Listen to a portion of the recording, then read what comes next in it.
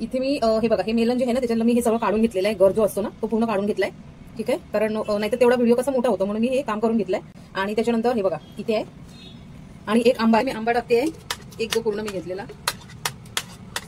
त्यानंतर हे Musk melon, खरबुजा आणि त्यानंतर मी हे घरचं मलई आहे. ठीक आहे, दुधावरची साय मी हे काढून घेतलेली ती पण टाकते. दुधावरची साय जर नसेल तर अमूल फ्रेश क्रीम टाकलं तरी चालेल. आणि 2 ते 3 टेबलस्पून एवढं इथे साखर टाकायची.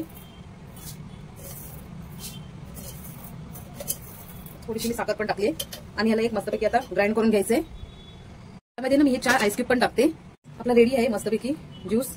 आवडत असेल तर आईस्क्रीम टाकलं तरी पण. थोडंसं मी ना सब्जा टाकते 1 टेबलस्पून एवढे, छान लागतं. आणि त्यानंतर आईस्क्रीम, व्हॅनिला आईस्क्रीम असेल तर व्हॅनिला आईस्क्रीम, मँगो आईस्क्रीम असेल तर मँगो आईस्क्रीम.